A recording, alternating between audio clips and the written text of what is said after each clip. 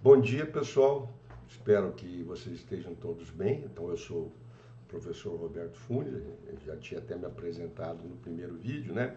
Mas, então, nós vamos começar esse nosso curso sobre ergonomia aplicada ao projeto, certo?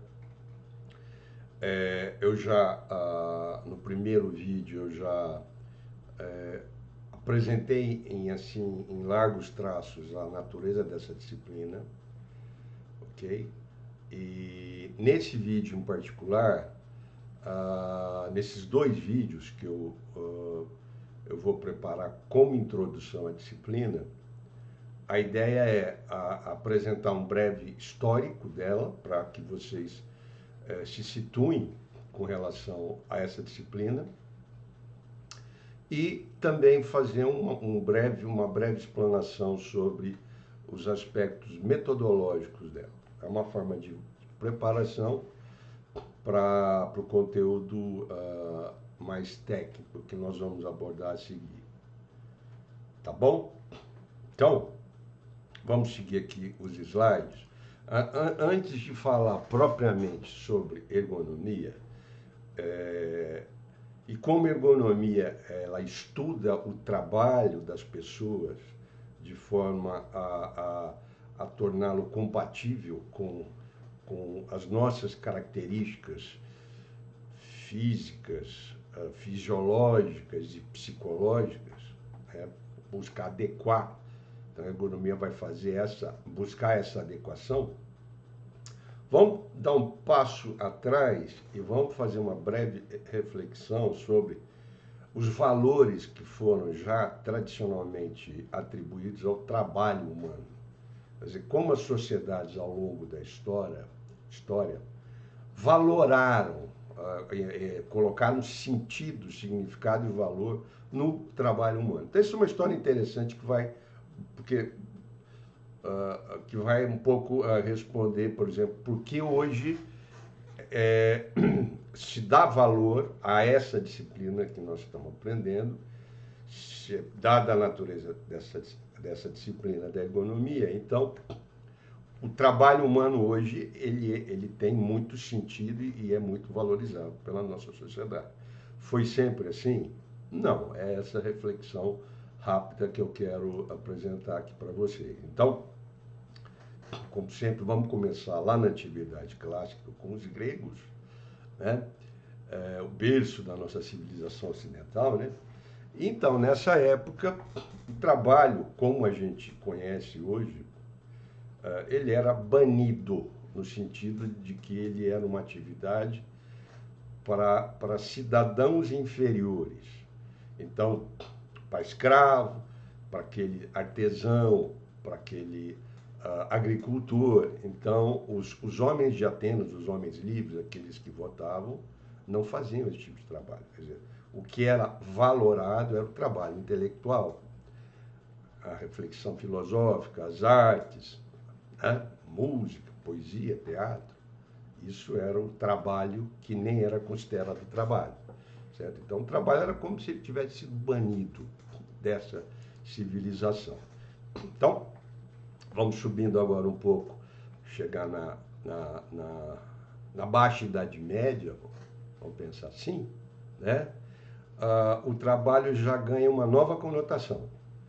Agora ele ganha uma conotação religiosa, tá certo? Então o trabalho é visto como um castigo divino. Existe a história do Velho Testamento, onde, né, Adão e Eva viviam no paraíso, até que há o pecado original, eles são expulsos e a Bíblia fala, agora vocês ganharam o pão com o suor do seu rosto. Quer dizer, antes da queda original, do pecado original, o trabalho não era, vamos dizer assim, era fastidioso, não era difícil, né? Então, com o cristianismo vem essa ideia de trabalho como castigo divino, né? Enfim, subindo um pouco mais, pessoal, aí já entrando no Renascimento, né, saindo já depois da Alta Idade Média, o trabalho ainda continua com essa conotação de atividade penosa, de atividade que gera sofrimento, mas aí já tem um vetor positivo nessa acepção religiosa. Ele vai garantir a salvação da alma, por exemplo. Então, havia essa crença de que o trabalho era difícil, penoso, mas se o cidadão cumprisse bem a sua obrigação profissional, ele ganharia a salvação, por exemplo. Né? Essa era uma ideia também ainda de fundo religioso. Né? Aliás, pessoal, a etimologia da palavra trabalho, não sei se vocês sabem, é muito interessante. Quer dizer, a origem vem do grego tripalium, que tinha várias acepções. Uma das acepções aceitas era como se fosse um instrumento de tortura de escravos, feito por 3 paus, né? Por isso tripalho, onde eles eram punidos. Então, desde a acepção do vocábulo trabalho, há essa conotação de sofrimento, trabalho como sofrimento. Tá bom? Muito bem, pessoal. Chegando mais próximo agora da nossa época, muda novamente a acepção, a valoração do trabalho na nossa sociedade. Então, ele já é visto como algo virtuoso, como uma marca indelével das pessoas, que elas aportam para a sociedade onde elas vivem. Vem a ideia, então, da vocação, não que não havia essa ideia antes, né? Claro, Aristóteles, os gregos já falavam de vocação, o seu destino, né? O trabalho, ele agora ele ele se afasta um pouco daquela ideia religiosa de trabalho como pecado ou como salvação. Ele é trazido mais para o mundo, a vida cotidiana, quer dizer, essa acepção mais moderna, vamos dizer, né? O trabalho também sofreu uma transformação, a ideia de trabalho, muito grande com a obra do Karl Marx. Então, ele foi um profundo estudioso do trabalho humano, ele evidenciou a ideia do trabalho alienado, da alienação, daquela pessoa que vende a sua força de trabalho e em particular, com o advento da Revolução Industrial, que, vamos dizer assim, criou, vamos dizer assim, diminuiu a influência, o poder das guildas, dos artesãos, que eram trabalhadores, eram artesãos que dominavam todo o processo de produção de um bem. Então, com a Revolução Industrial e depois com as novas técnicas de gestão do trabalho, com o trabalho parcelado, onde cada pessoa domina um pequeno aspecto do processo produtivo daquele bem, mas não domina o todo, como era antes. Então, isso gera uma alienação do trabalhador, quer dizer, ele perde o controle sobre o processo produtivo. Isso é um conceito importante também. Existe também o conceito de mais-valia, que também o Marx criou. Isso aí, se vocês se interessarem, né, deem uma procurada, que é um conceito muito interessante, mas acho que não é a hora de a gente comentar agora, porque é uma conversa meio longa, tá bom? Hoje, vamos dizer assim, hoje a nossa sociedade claramente valoriza o trabalho. Existe ainda a ideia dele como castigo, existe um pouco ainda difuso na representação que as nossas sociedades têm sobre o trabalho, existe tudo ainda, um pouco do que já foi dito e falado desde a antiguidade, tá certo? Mas hoje valoriza-se a ideia de vocação, né? Então, pequeno painel, uma pequena abertura, já que a gente vai estudar uma disciplina que vai estudar o trabalho humano de forma a adequá-lo né? Para que sejam respeitadas as nossas limitações e sejam aprofundadas, vamos dizer assim, facilitadas as nossas competências. Esse é o métier da ergonomia. Beleza? Então, pessoal, no nosso livro-texto, que é o livro do professor Itírio Ida, que é um decano da ergonomia brasileira, pelo menos nessa edição, que é a edição que eu comecei a estudar ergonomia, pouco antes até, né? Mas ele ilustrava a frase adaptar o trabalho ao homem, que é, vamos dizer assim, o grande bordão da ergonomia, o jargão. Ele colocava essa figura que nos é uma figura conhecida, que é o tratorista, é o operador de trator. E ele cria ele coloca no tratorista como se fosse umas próteses, né? Para ilustrar efeitos que esse tipo particular de atividade pode ter sobre as pessoas que operam, por exemplo, esse dispositivo que é o trator. Então ele coloca aqui uma prótese que é uma espécie de viga de ferro, de aço nas costas do tratorista. Ele coloca olhos na nuca, olhos adicionais na nuca, e vocês percebem que coloca pelo menos uma perna a mais. Então, o Ida está ilustrando, vamos dizer assim, alguns constrangimentos gerados por essa atividade. Então, vamos entender aqui o termo constrangimento. É um termo muito usado na ergonomia. Nesse contexto não tem aquela acepção, vamos dizer assim, moral. A pessoa ficou constrangida, ficou envergonhada por algo, certo? Não. Aí vem de constranger, que é apertar, pressionar, gerar tensão. Então, nesse sentido, nós vamos usar o termo constrangimento em ergonomia. Então, voltando aqui ao nosso ciborgue, né? Um tratorista com as próteses. Então, vamos pensar um pouco juntos aqui. A quais constrangimentos, ou seja, condições dessa atividade, ele faz, o Itírio Ida, o autor, faz referência. Primeiro, a viga de aço nas costas, pessoal. O que vocês acham? Está fazendo referência aqui. Um tempinho para vocês pensarem, tá bom? Muita gente pode ter pensado assim, não, é para ele manter a postura ereta, a postura correta, né? Não é bem por aí. Então, inclusive, a questão postural é muito mal compreendida, e isso a gente vai conversar bastante no âmbito da ergonomia, né?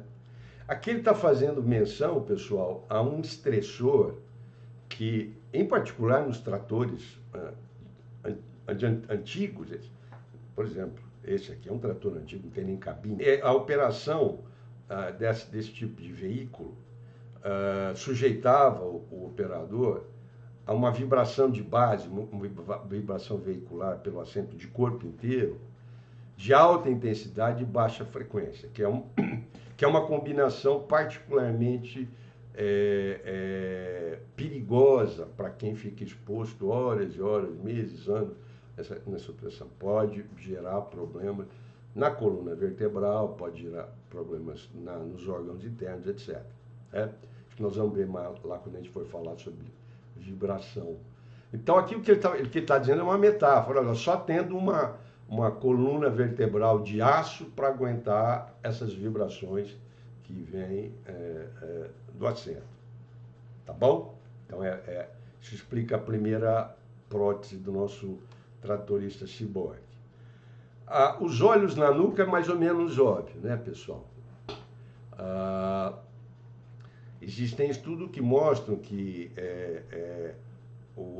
ao longo da sua jornada, por exemplo, o tratorista que tem que acompanhar o trabalho realizado lá atrás pelos implementos, ele faz um giro cervical para olhar, para acompanhar, ao longo, mais ou menos em torno de 1/4 de toda a jornada dele. Então, isso Claro que a longo prazo não é saudável. Essa parte da coluna vertebral, né, essa parte cervical, ela é sensível, então podem surgir dores, etc. Né? Então, nada como 2 olhos atrás para não ter que ficar girando, né, em torno da coluna cervical. Muito bem. E a terceira prótese, pessoal, essa perna adicional, na verdade, isso com os tratores modernos não faz muito mais sentido. Aqui, os tratores antigos tinham muito pedal para controlar, por exemplo, acoplamento do implemento, funções hidráulicas e tal. Então, ele ajudaria ele a ter mais uma perna. Hoje não é bem assim, né? Os tratores modernos já automatizaram muito dessas funções. Tá bom? Então, é a figura que o Ida nos apresenta, pelo menos apresentava, nessa edição do livro dele, para introduzir a ideia de adaptar o trabalho ao homem, né? Que é o lema da ergonomia. Bom, gente, tem uma coisa que a gente não escapa, que é trabalhar com definições formais, e como essa é uma disciplina nova, vamos passar por isso. Né? Eu estou apresentando aqui uma primeira definição que foi produzida pelo primeiro grupo científico que se formou em torno dessa nova disciplina que estava nascendo no pós-guerra, pós-segunda guerra, que era a ergonomia. Então, são da Ergonomics Research Society inglesa, de 1949, tá? Logo no pós-guerra. Então, eu falo, o que é ergonomia? Olha, a relação entre homem e sua ocupação, né? Ocupação em geral, equipamentos e ambiente, e particularmente a aplicação de conhecimentos de anatomia, fisiologia e psicologia aos problemas gerados por essa relação. Então, essa primeira definição fundadora já faz relação a 3 disciplinas já bem posicionadas na ciência, já muito consolidadas, que é anatomia humana, fisiologia e psicologia. Por que anatomia? Anatomia porque o corpo humano vai interagir com o seu trabalho, seja se posicionando em mobiliário, seja utilizando ferramentas. Tudo isso, a conformação anatômica do corpo humano é importante para que você projete de forma consistente, né? Fisiologia, porque o trabalho tem um custo fisiológico, tem um custo biológico, né? Isso tem que ser compreendido também para entender os limites, né? E psicologia, porque nós temos uma interação cognitiva, em termos de cognição humana, então, tomada de decisão, processamento de informação, acesso à memória, atenção, são dimensões cognitivas nossas, né? E mesmo emocionais, nossa interação emocional com o trabalho, tá? Então, essa é a definição fundadora, vamos dizer assim, né? Já, pessoal, na década de 70, esse ergonomista americano, o Chapani, que é uma figura de referência também, ele já fez uma abordagem mais sistêmica da ergonomia. Então, o que é ergonomia, na visão dele? Estudo das situações de trabalho do sistema homem-tarefa-máquina, visando uma adaptação racional das necessidades do sistema tarefa-máquina às aptidões do ser humano. Chapani, 1970. Então, vocês percebem que é uma outra pegada, quer dizer, traz a ergonomia dentro da engenharia de sistemas.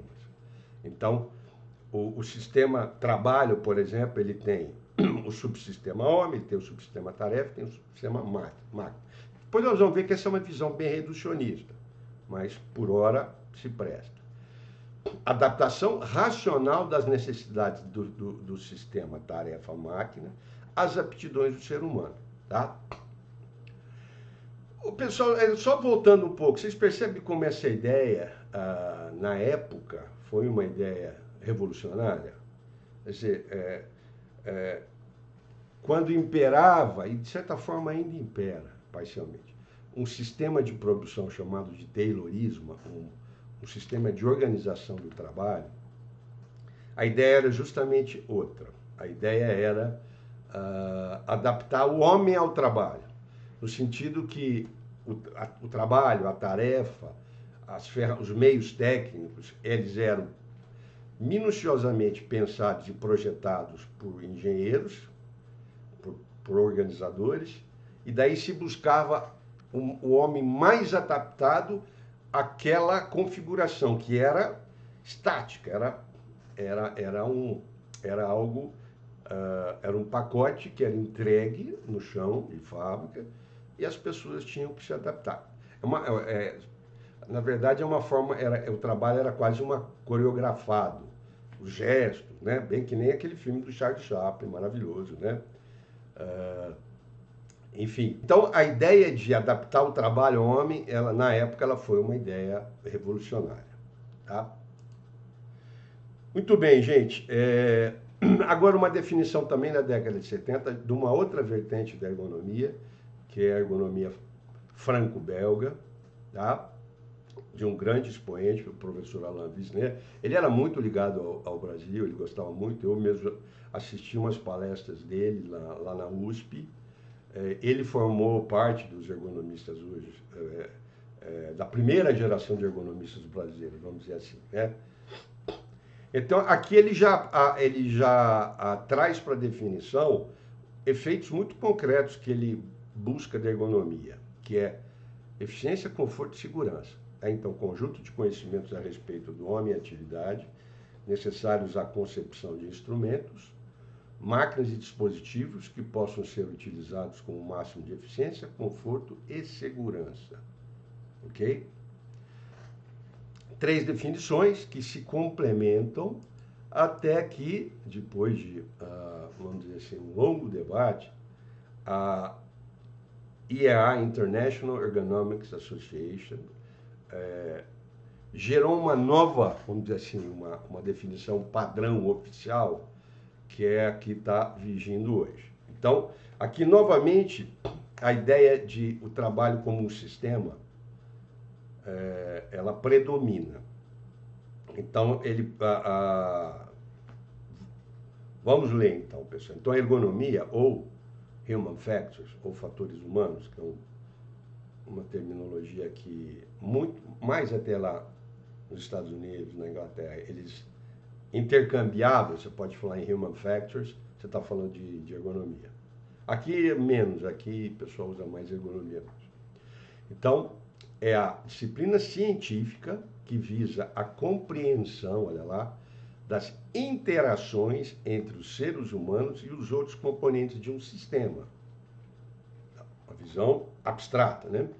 E isso é a disciplina científica. E a profissão que aplica princípios teóricos, dados e métodos com o objetivo de otimizar, né, o bem-estar e o desempenho global do sistema. Então, objetivo duplo: bem-estar e desempenho.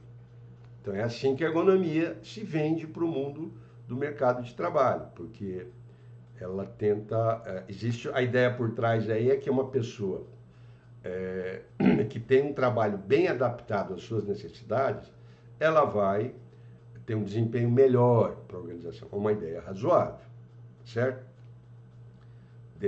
Bastante defensável. Quem são os ergonomistas, então? O que eles fazem? Eles contribuem para a planificação, concepção e avaliação das tarefas, empregos, produtos, organizações, meios, ambientes e sistemas, tendo em vista torná-los compatíveis com as necessidades, capacidades e limites das pessoas. Ufa, é um objetivo bastante, vamos dizer assim, ambicioso. Será que ela chega lá? Vamos ver. Acho que às vezes sim, às vezes não. Tá bom?